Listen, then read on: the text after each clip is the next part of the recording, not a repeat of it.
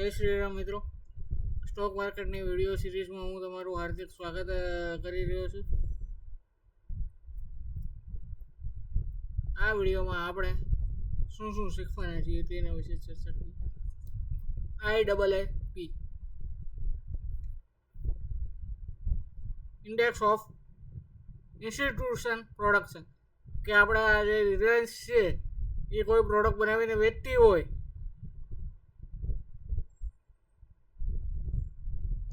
કે એનું ઇકોનોમીમાં કેટલું એ આપે છે.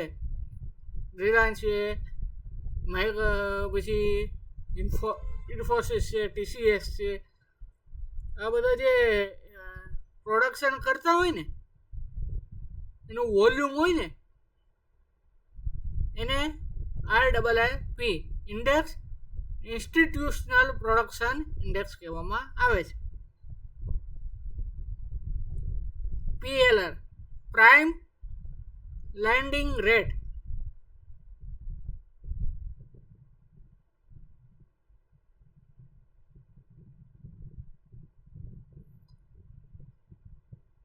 એટલે આ એવો રેટ છે કે જેના બેંક ધિરાણ કરી શકે છે. આનાથી નીચેના ભાવે બેંક ધિરાણ ન કરી શકે.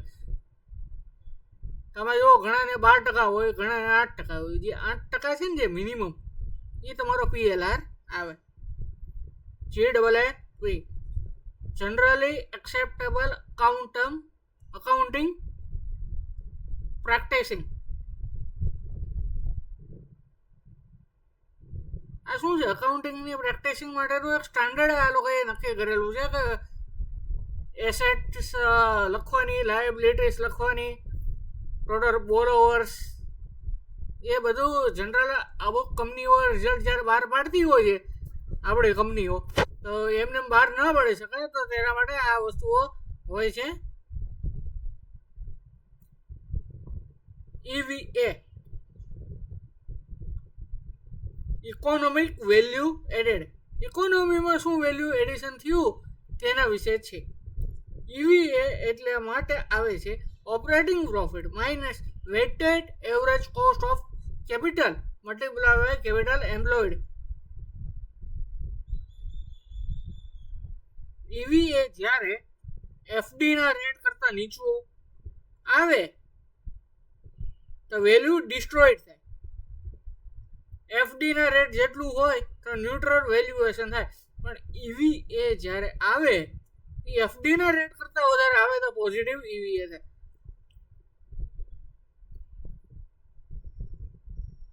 EVA એટલે કે કસ્ટમરોને કેટલા કેપિટલ એમ્પ્લોયડ ભેગા થયા હોય અને પ્રોડક્શન કર્યું હોય ને એનું કોસ્ટ ઓફ કેપિટલ આવે છે. ઓપરેટિંગ પ્રોફિટમાંથી બાદ કરવામાં આવે છે EVA. જો EVA FD કરતા રેટ કરતા ઓછું આવે, ફિક્સ ડિપોઝિટ રેટ કરતા આપણે, તો એ શું થાય? ગવર્મેન્ટ માટે નેગેટિવ જ સાબિત થયું કે લોકો પછી FDમાં પૈસા મૂકવા મળશે. એનું બરાબર આવે તો બ્રેક ઇવન વેલ્યુ પોઈન્ટ આવે, એટલે માર્કેટમાં પૈસો ન આવે ને આ લોકોને રે.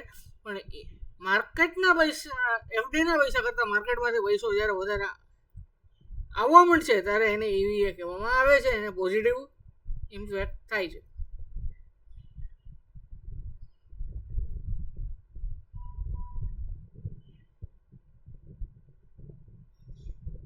કાસા, તમે કોઈ પણ બેંકના અકાઉન્ટમાં તમે જોતા હશો ને, એમાં કાસા રેશિયો આવે છે રિઝલ્ટમાં. કાસા રેશિયો શું છે? Current account plus saving account divide by total deposit. If higher CASA ratio is good, it indicates the bank low cost of deposit base and meaning that account bank is more profitable.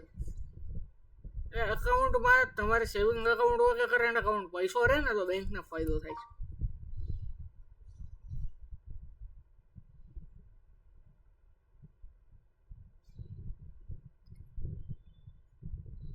MSF margin standing facility.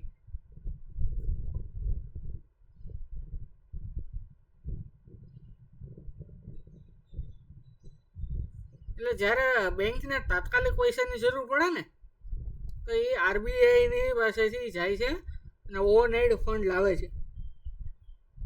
એટલે એની liquidity જ્યારે ઓલી થઈ ગઈ હોય ને ત્યારે ECB external commercial borrowing loans received by Indian entities from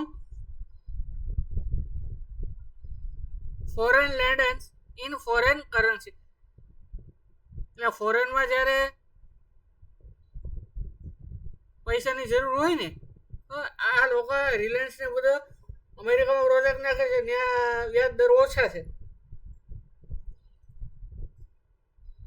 એટલે એ લોકો અહીંયાથી પૈસા નહીં લે, પણ અહીંયા પ્રોજેક્ટ નાખવો છે, ફોરેનમાંથી પૈસા લાવશે એ લોકો, કારણ કે ત્યાં બેંકના વ્યાજ દર ઓછા છે. એને કહેવાય ECB. તો ECB આવ્યું ને આ બધા બિઝનેસમેન બધા ચતુર હોય, હોશિયાર હોય બધા, તો એ લોકો શું કરે, ECB લાવે. પહેલા રૂલ નો આવ્યો ત્યારે અહીંયાથી 10 કરોડની લોન લીધી, એ ઊંચા વ્યાજદર વાળે લોન લીધી છે, હવે ત્યાંથી 10 કરોડની લોન લેશે બીજી, ત્યાંનો વ્યાજદર ઓછો છે, તો આની ત્યાંથી જે પૈસા આવ્યા ને એ અહીંયા તરત પેક કરી નાખે હાલો આપણા ઇન્ડિયા. એનાથી શું થાય, આપણે બેંકોને નુકસાની ગઈ, લોન પહેલાં પેક કરી, એટલે હવે ગવર્મેન્ટ એવો લો લેવી છે કે ECBમાંથી 25% મેક્સિમમ તમે છે ને ECBનો 10 કરોડ લેવો હોય ને તો 2.5 કરોડ જ તે તમે ઊંચા વ્યાજદર વાળી લોન રિટાયર કરી શકો. 75% તો તમારે ન્યૂ પ્રોજેક્ટમાં જ લાવવા પડે.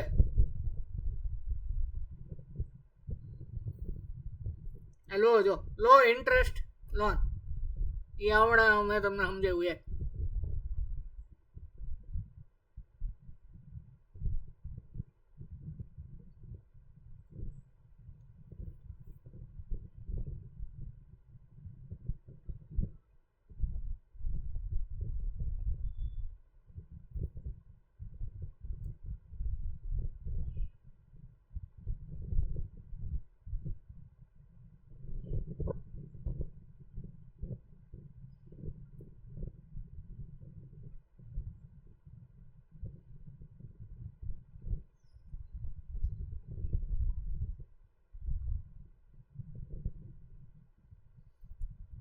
CAGR compounded annual growth rate. ઘણી વખત તમને 5 વર્ષનો CAGR આપે કોઈ company.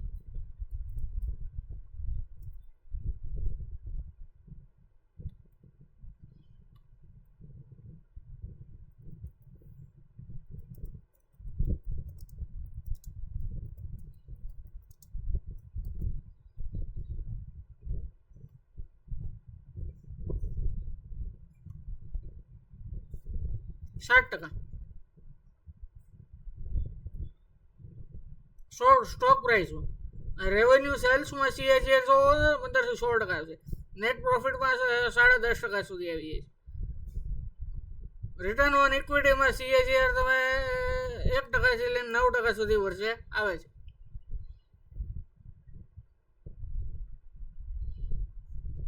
Beta measures the volatility. It used to compare the risk and volatility profile of two companies against broader market. જ્યારે બે કંપનીઓ સેમ લેવલ ઉપર આવેલી હોય ને, વેલ્યુએશન એ સરખી હોય, ફંડામેન્ટલ ટેકનિકલ પ્રાઇસ બધું સેમ હોય જ્યારે આ બીટા મેટર કરે છે. બીટા મીન્સ વોલેટાઇલ કેટલો સ્ટોક છે એ દર્શાવે. દરેક કંપનીનો બીટા અલગ અલગ હોય છે. GAAR general anti avoidance rule.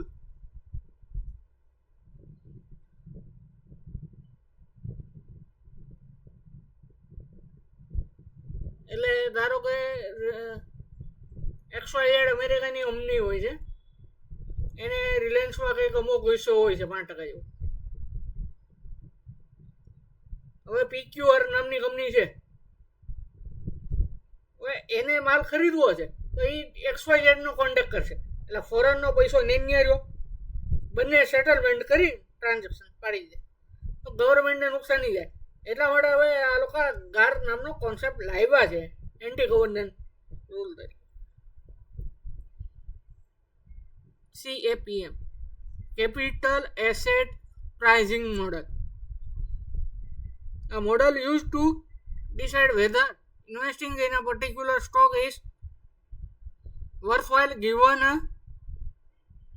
its risk relative expected return, help determining their required expected rate return and investment based on systematic risk. એટલે આ છે ને CAPM, જ્યારે આપણે કોઈ પણ નવી કંપનીનું ફંડામેન્ટલ ચેક કરતા હોઈએ છીએ ને ત્યારે આ કરંટ પ્રાઇસ એ વેલ્યુએશન પરફેક્ટ છે બાઇંગ માટે એ વસ્તુઓ નક્કી કરવામાં આવે છે. NSDL, નેશનલ સિક્યુરિટી ડિપોઝિટ, NSCનું ડિપોઝિટરી છે, CDSL ને BSEની CDSL છે. Growth deficit concept, revenue deficit, revenue expenditure minus revenue receipt. એટલે બજેટ આવે એમાં એક્સપેન્ડિચર વધારે થઈ ગયું હોય અને ઇન્કમ ઓછી હોય તો એ ડેફિસિટ જ થાય, એને રેવન્યુ ડેફિસિટ કહેવામાં આવે. Physical deficit total expenditure minus total revenue excluding borrowing, બોરોઈંગને બાદ કરો નેટ એમ, અને ફિઝિકલ ડેફિસિટ કહેવામાં આવે છે. ટ્રેડ ડેફિસિટ શું છે? ઇમ્પોર્ટ માઇનસ એક્સપોર્ટ કરો અને જો પ્લસમાં આંકડો આવે તો ટ્રેડ ડેફિસિટ છે, અને જો માઇનસમાં આંકડો આવે તો સરપ્લસ, ટ્રેડ સરપ્લસ કહેવામાં આવે છે. હવે આ તમને સમજાવું કે ઇન્કમ કરતું હોય આ ટ્રેડ ડેફિસિટ ગ્લોબલી કોઈ કન્ટ્રીની ઇમ્પોર્ટ એક્સપોર્ટ ઉપર મેટર કરતી હોય છે. જો આપણે એક્સપોર્ટ વધારે હોય ઇમ્પોર્ટ ઓછો હોય એટલે માઇનસમાં આવે, એક્સપોર્ટ વધારે છે એટલે ટ્રેડ સરપ્લસ, એટલે આપણે પૈસો આવે છે. પ્રેફરન્સ શેર,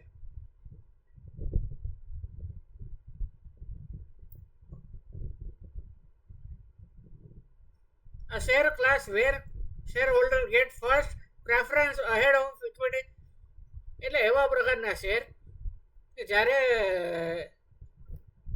એને ડિવિડન્ડ બધામાં આપણા નોર્મલ શેર કરતા શેર ઉપરની પ્રાયોરિટીમાં આવે છે. જ્યારે કંપની ઉઠે છે ત્યારે પહેલા બોરોવર્સો બધાને પૈસા ચૂકવવામાં આવે છે, પછી જો પૈસા વધે તો પહેલા આ લોકોને પ્રેફરન્સ શેર વાળાને ચૂકવાય અને પછી જો પૈસા વધે તો આપણે નોર્મલ શેર હોલ્ડરોને આવે છે. Free float, the basket of top company 50 companies used as an indicator basket based upon the share frequently available for a trading. એટલે એવા પ્રકારના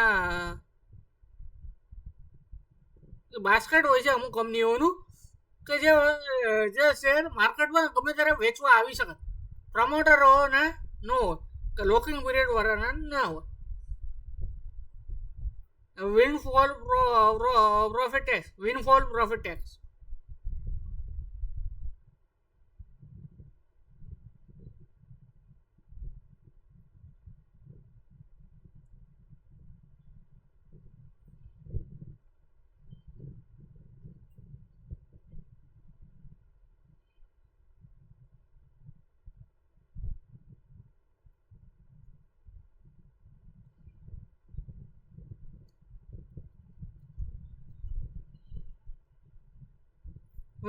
ટેક્સ જ્યારે આપણે ક્રૂડ ઓઇલ ને બધું લાવતા હોઈએ છીએ ને ત્યારે આપણે ઇમ્પોર્ટર છીએ, આપણે ઇમ્પોર્ટ કરવું પડે છે ક્રૂડ ઓઇલની. તો ઘણી વખત શું થાય, કોઈ ગવર્મેન્ટ હોય ઇમ્પોર્ટ કરતા હોય આપણે ત્યાંથી ક્રૂડ ઓઇલ, એને ખબર છે આ લોકો ઊંચા ભાવે વેચે છે ત્યાં ઇન્ડિયામાં, તો એ લોકો શું કરે, ફિક્સ કરે કે આટલા પૈસા ઉપર જે પ્રોફિટ આવે એ બધાનો તમારે ટેક્સ ભરવાનો, એને વિન્ડફોલ ટેક્સ કહેવામાં આવે છે. પેર ગ્રુપ કમ્પેરિઝન એટલે સેમ સેક્ટર, સેમ ગ્રોથ અને પ્રોફિટેબલ હોય ને એની હારે કમ્પેર થાય. હું આઈટી કંપની કોઈ બેન્કિંગ સાથે કમ્પેર મારે ફંડામેન્ટલ ન થાય. બેન્કિંગ કંપની છે એને કોઈ મારે ડિફેન્સ સેક્ટર સાથે, સ્ટેશનરી બનાવતી કંપની સાથે ન થાય, મારે કમ્પેરિઝન જ ન થાય.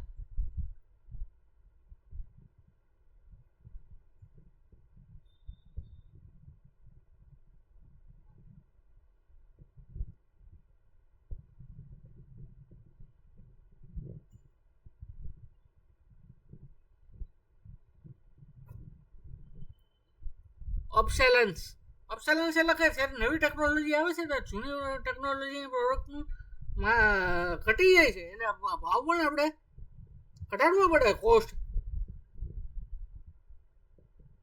તો એ પ્રકારની આવે ને એને ઓબ્સેલન્સમાં મૂકવામાં આવે છે. એફઆઈઆઈ એમાં બે પ્રકારના આવે છે, ફોરેન ઇન્વેસ્ટમેન્ટ આવે છે અને ઇન્સ્ટિટ્યુશનલ ઇન્વેસ્ટમેન્ટ આવે છે. ડોમેસ્ટિક ઇન્વેસ્ટમેન્ટ આવે છે એફઆઈઆઈ. એફ ડબલ આઈસ નથી, હવે એફ ડબલ આઈસમાં એફઆઈએસમાં ડોમેસ્ટિક ઇન્વેસ્ટમેન્ટ આવે છે અને ફોરેન ઇન્વેસ્ટમેન્ટ આવે છે. ડોમેસ્ટિકમાં બેંકો આવે છે, મ્યુચ્યુઅલ ફંડ આવે છે, પેન્શન ફંડ આવે છે, બધા પ્રકારના આવે છે.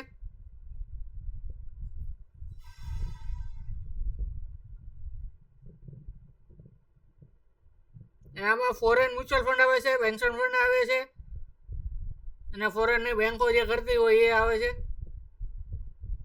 એડીઆર અમેરિકન ડિપોઝિટરી રિસિપ્ટ,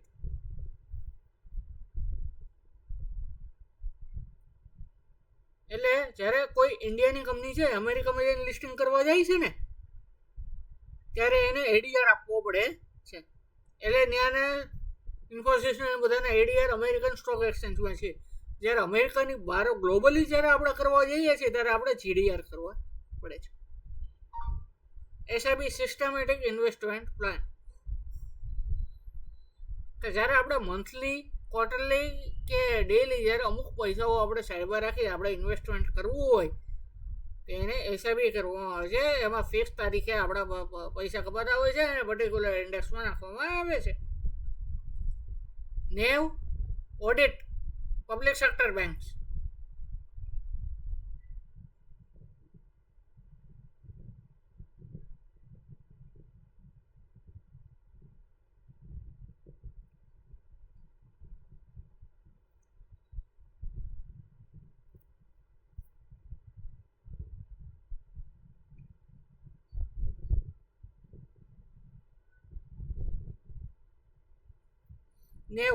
નેવ એટલે નેટ એસેટ વેલ્યુ, નેવ એટલે asset minus liabilities divide by total outstanding number of mutual fund unit કે શેર્સ જે હોય એને નેવ કેલ્ક્યુલેટ કરવામાં આવે છે.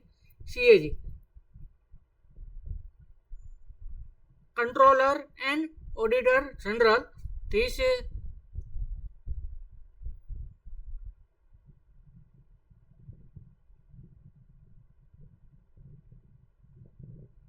આ છે ને જ્યારે ગવર્મેન્ટનું એક ઓર્ગેનાઇઝેશન છે કંટ્રોલર એન્ડ ઓડિટર જનરલ, આ છે ને કોન્સ્ટિટ્યુશન એન્ડ ઓથોરિટી છે જે ઓડિટ્સ કરે છે ગવર્મેન્ટના અકાઉન્ટ અને એનું પબ્લિક સેક્ટર સ્પેન્ડિંગ કેવું છે એ પ્રકારનું. પીએસયુ પબ્લિક સેક્ટર યુનિટ,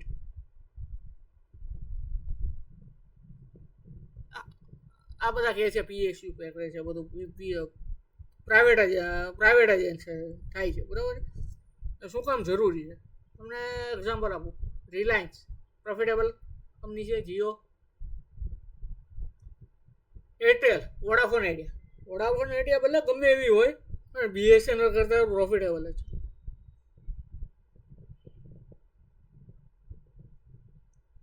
આ લોકો જ્યારે 120 રૂપિયા કે 150 રૂપિયા કમાય છે ને જે પ્રાઇવેટ કંપનીઓ, ત્યારે એ લોકો 30 રૂપિયા સેલેરી આપતા હોય છે. જ્યારે આ લોકો 20 રૂપિયા કમાય ને BSNL 120 રૂપિયા, 100 થી 120 સેલેરી આપે છે, ખીચામાંથી પૈસા કાઢે છે. તમે જુઓ આજકાલ હવે BSNLના લેન્ડલાઇન કોની પાસે છે? લગભગ કોઈની પાસે નહીં હોય. ઇનકેસ ઘણા એવા કેસ હોય છે તો હજી ત્યાં ઓફિસ હોય છે, એમ્પ્લોયીને સ્ટાફ એ રાખવો પડે છે. હમણાં મેં જોયું નવું હાયરિંગ થયું, પ્લસ સ્ટાફ હોય આ લોકો કંઈ ગવર્મેન્ટ સેક્ટરમાં કંઈ જેવા જેવા વગેરે બેઠા ન હોય, પગાર હોય બધાના હાઈ લેવલના. આ વસ્તુ છે.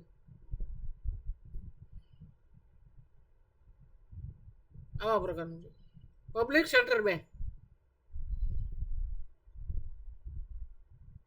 પબ્લિક સેક્ટર બેંક એટલે એવી બેંકો જેના મોટા ભાગનો શેર હોલ્ડર ગવર્મેન્ટ પાસે હોય છે.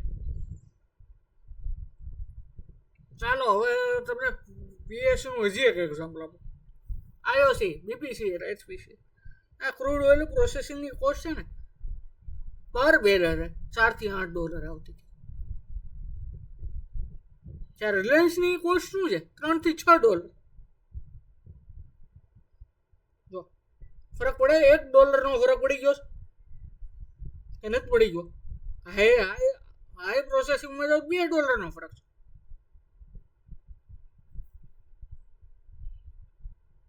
ગવર્મેન્ટ તો પછી આ બધું જ છે, કોસ્ટિંગ એને હાઈ આવે છે તો ચલાવે છે શું કામ? આપી દે પ્રાઇવેટાઇઝેશન.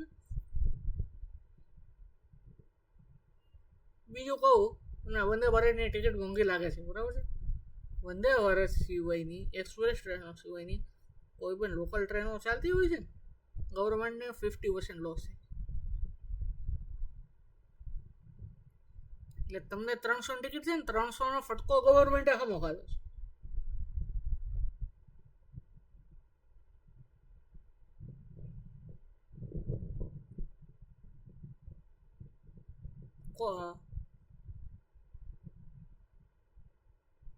કોર્પોરેટ એક્શનમાં શું આવે? બોનસ ઇસ્યુ આવે, સ્ટોક સ્પ્લિટ આવે, પ્લેજ આવે, પ્રોમોટર સેલ બાય સ્ટોક આવે, ડિવિડન્ડ આવે, કોર્ટ મેટર્સ આવે.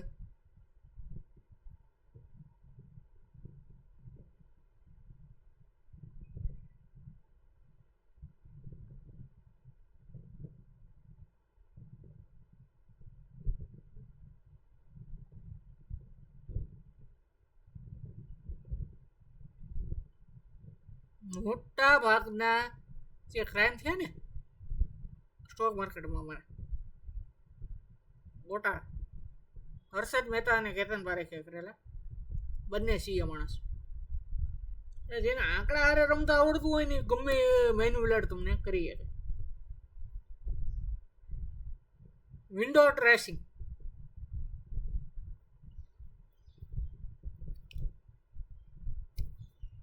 ચાલો હવે આપણે ઓલું જોયું સરપ્લસની બધું હમણાં આપણે જોયું.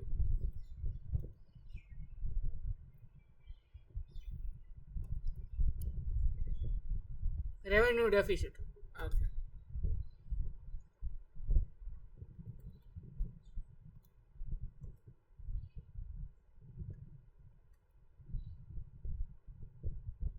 આપણે ઇન્ડિયામાં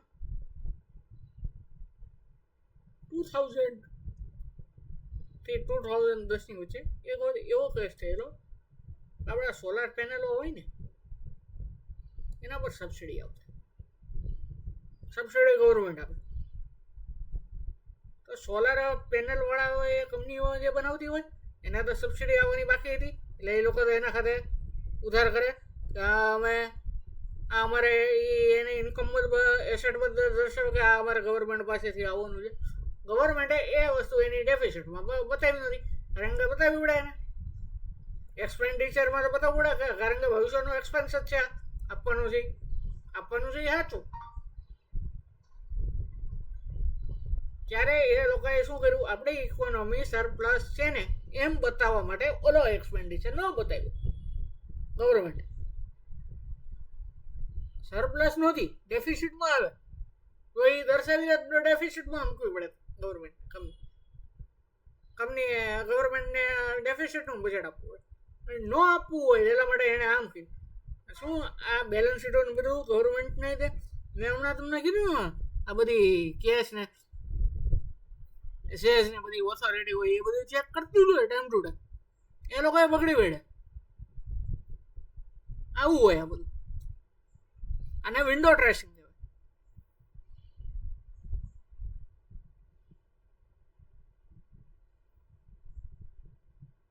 રિમેન્ડન્સ ઇન ઇન્ડિયા. તમારા કોઈ રિલેટિવ કે ફોરેન રહેતા હોય એ લોકો ત્યાંની ઇન્કમ કરીને ઇન્ડિયા એના પેરેન્ટ્સને મોકલતા હોય ને તો એને રિમેડિસ ઇન્કમ ઇન ઇન્ડિયા કહેવામાં આવે છે. અને અત્યારે વિશ્વમાં ઇન્ડિયા નંબર 1 ઉપર રિમેડિવ્સમાં છે ઇન્ફ્લોમાં. FDI, foreign direct investment, direct invested by the foreign entity into the company's actual operation and plant. એટલે એફડીઆઈ આવે ને, એફઆઈઆઈ આવે તો મુશ્કેલી ક્યારેક આવી કે ક્યારેક ગવર્મેન્ટને નુકસાન, ગવર્મેન્ટની ઊંઘ ન આવે કે આ લોકો ક્યારે જાય. પણ એફડીઆઈ આવે પ્રોજેક્ટમાં એમાં જ પૈસો રોકે એટલે એ લોકો એમ જલ્દી કરીને ન જાય, કારણ કે વેચે તો વાર લાગે. ઓલો તમે માર્કેટમાં માલ છોડે આવે. Break even point. Break even point એટલે એવો પ્રકારનો પોઈન્ટ છે તમે એક બાજુ કોસ્ટ લખો અને એક બાજુ પ્રોડક્શન કરો. અમુક પોઈન્ટ એવો આવે ને જ્યાં કોસ્ટ અને પ્રોડક્શન ઇક્વલ થઈ જાય, બંનેની પ્રાઇસ સેમ થઈ જાય છે, એને બ્રેક ઇવન પોઈન્ટ કહેવામાં આવે છે. આ તમને દેખાતું હોય કદાચ, આ બ્રેક ઇવન પોઈન્ટ છે.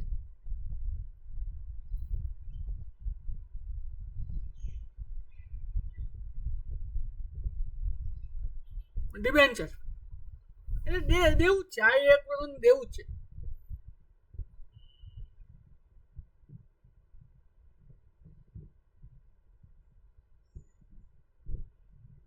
જ્યારે બેંકને તમે ગવર્મેન્ટ પાસે કંઈક પ્રોજેક્ટ પાસ કરાવો છો ને ત્યારે બેંકને ગેરંટી જોઈએ, એટલે એ અમુક પ્રકારના ડિબેન્ચર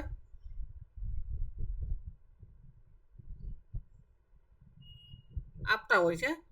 કોટેડ અને અનકોટેડ ઇન્વેસ્ટમેન્ટ એટલે જેનો ભાવ શેર સ્ટોક માર્કેટમાં બોલાતા હોય ને કરંટમાં એને કોટેડ કહેવામાં આવે છે. જે કંપનીઓ ડિલિસ્ટ થઈ ગઈ છે એનો ફ્યુચર હજી લિસ્ટિંગ આવ્યું જ નથી એ પ્રકારની અનકોટેડ ઇન્વેસ્ટમેન્ટ કહેવામાં આવે છે. ફેમિલી એન્ડ પ્રોફેશનલ મેનેજમેન્ટ એટલે રિલાયન્સ ને અદાણી છે એમ ગ્રાન્ડફાધરથી ફાધર ઉપર આવ્યું, ફાધરથી સન ઉપર જશે અંબાની ફેમિલી. પ્રોફેશનલ આપણે આ સુંદર પિચાઈની બધા છે માઇક્રોસોફ્ટમાં, ગૂગલમાં, એ શું છે અનપ્રોફેશનલ. એ લોકો ફેમિલી બિઝનેસથી પ્રોફેશનલોને હાયર કરે છે અને ઇન્વેસ્ટ ભલે ડિસિઝન મેકિંગ એ બીજાના હાથમાં આપે પણ શેર હોલ્ડર ખુદ હોય. હવે 3 કંપનીઓ છે, હવે આપણે બેન્કિંગ સેક્ટરની કંપનીઓ છે. હવે એનું પરફોર્મન્સ આપણે કેલ્ક્યુલેટ કેવી રીતે બેલેન્સ શીટ ઉપરથી કમ્પેર કરવું ને એ પ્રકારનું છે. મેં આ વસ્તુ કરેલી જ છે કેલ્ક્યુલેટ. આપણે ઓલરેડી આપણે ટોટલ ઇન્કમ છે ત્યાંથી શું ફાઇન્ડ આઉટ થાય ને એ વસ્તુ હમણાં આપણે બીજી સ્લાઇડ ઉપર બતાવું. હવે તમને આમાં બતાવું ઈપીએસ હાઈ હોય ને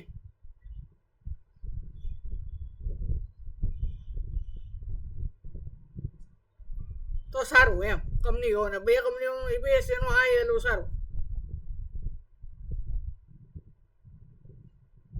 RONW અને ROE હાઈ હોય સારું. નેટ પ્રોફિટ માર્જિન હાઈ હોય અને કન્ટિન્યુઅસ હોય ને તો સારું.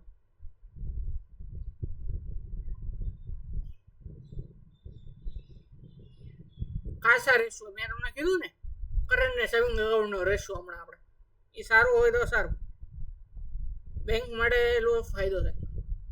Book value divide by number of share એ સારું હોય ને તો એ સારું કહેવાય. ડિવિડન્ડ છે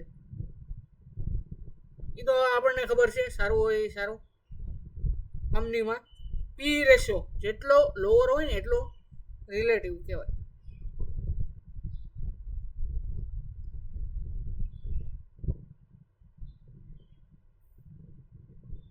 પણ પી ઓછું હોય ક્વોલિટી અને ગ્રોથ જો સારી ન હોય ને તો ખરાબ કહેવાય.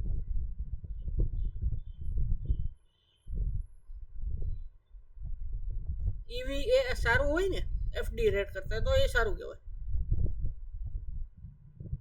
ફિઝિકલ ટ્રેડ રેવન્યુ ડેફિસિટ જેટલી ઓછી એટલું સારું. વિન્ડફોલ ટેક્સ જેટલો ઓછો એટલું સારું.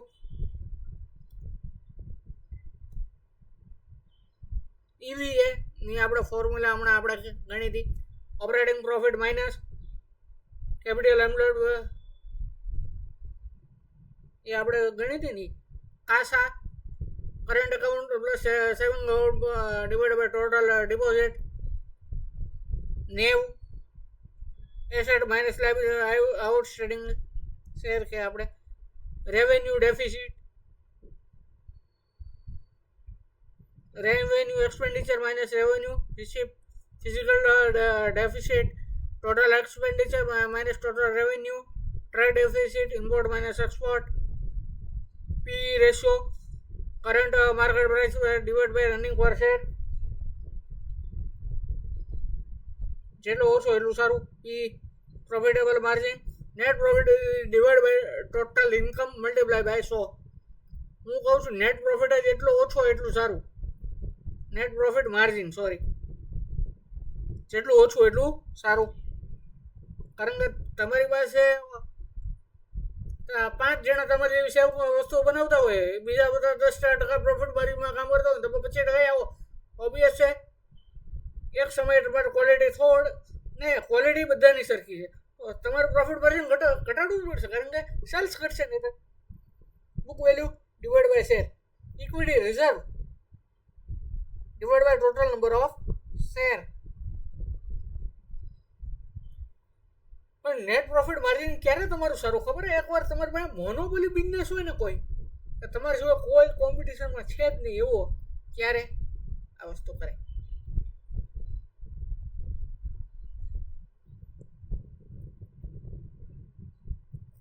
ત્રણેય કંપનીઓનું કમ્પેરિઝન હવે આપણે જોયું ને.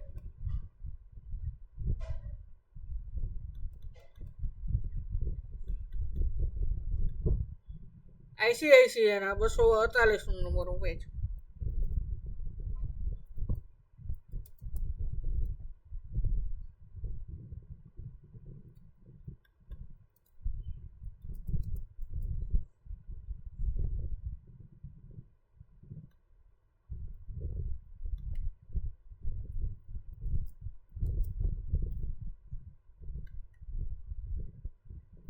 $2,07,000 કરોડ લખ્યું છે બરોબર છે.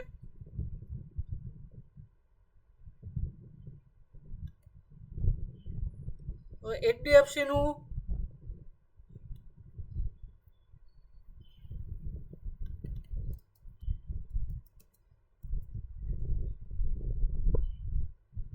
લખ્યું છે ને અહીંયા 3-7. એસબીઆઈ નું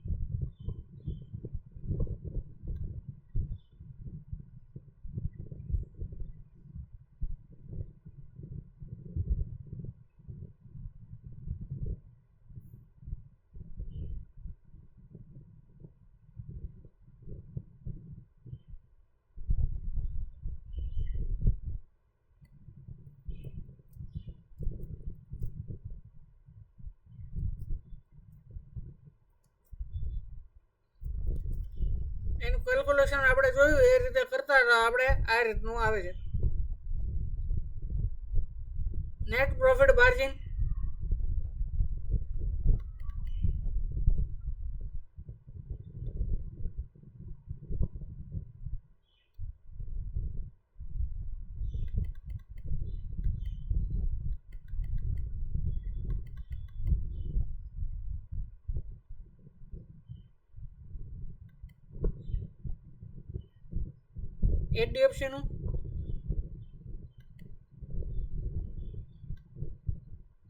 એચડીએફસીનું આ રીતનું આવે છે અને આ રીતનું આવે છે ત્રણેયનું.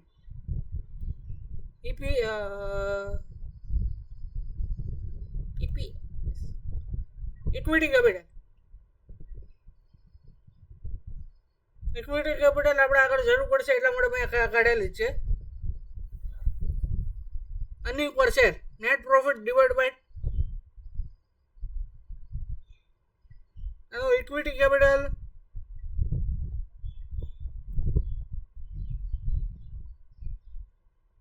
ICICI નો 70 છે, ઓલોનો 48 છે અને SBI નો 87 છે. Book value divide by number of shares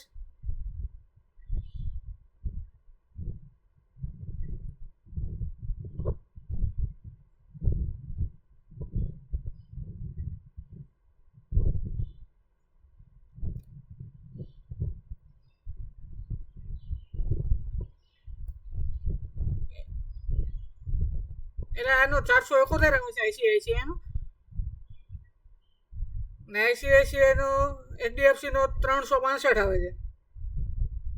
net profit margin net profit net worth એમાં તમે જોવા જાવ ને SBI નો નેટ વર્થ સારી છે. ડિવિડન્ડ પર શેર એમાં તમે જોવા જાવ SBI ગવર્મેન્ટ બેંક હંમેશા ડિવિડન્ડ વર્ષે ડિવિડન્ડમાં સારી હોય compare to any private company.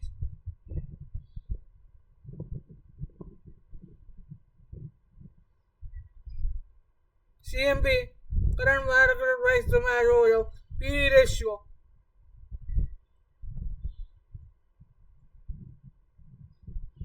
ICICI નો 20 છે. નેટ પ્રોફિટ માર્જિન તમે જોવા જાવ ને તે ICICI નું વધારે છે. હમણાં આપણે જોયું કે આમાં પી રેશિયો ઓછો હોય એ સારું. તો આ કંપનીઓમાં પી રેશિયો જેનો ઓછો હોય ને એ કંપનીઓ સારી કહેવાય. આ SBI સારી કહેવાય.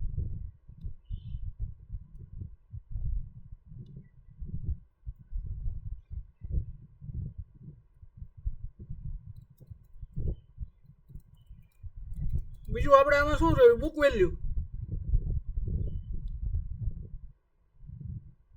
જેની ઊંચી હોય એનું સારું. આ જો 512 SBI. Earning per share EPS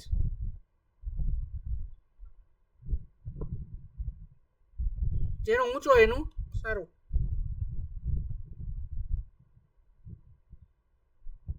$87.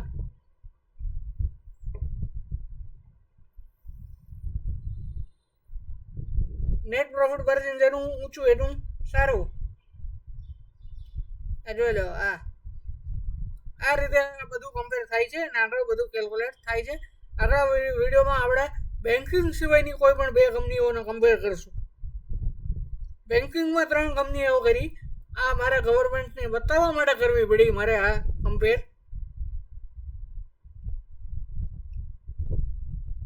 બાકી ICICI અને HDFCમાં તમે એકચ્યુઅલ કમ્પેર તો આ બેનું જ થાય. કારણ કે આ બંને પ્રાઇવેટ સેક્ટરમાં આવી છે PSU બેંક. આ ગવર્મેન્ટ બેંક છે. એનું કમ્પેરિઝન હંમેશા બેંક ઓફ ઇન્ડિયા સાથે થાય. નોટ આ ધીસ ટાઈપ. આમાં તમે જો EPS 70 છે. ICICI આના કરતાં સારી. બુક વેલ્યુમાં છે. નેટ પ્રોફિટ માર્જિનમાં છે. ડિવિડન્ડમાં માર ખાઈ જશે, ડિવિડન્ડમાં માર ખાઈ જશે 100%.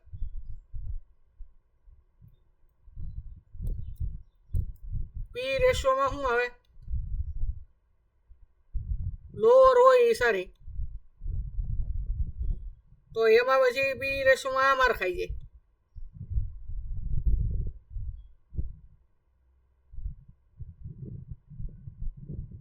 નેટ પ્રોફિટ માર્જિન ઊંચો એટલું સારું, તો પછી આ માર ખાઈ જાય. Thank you for listening my friends.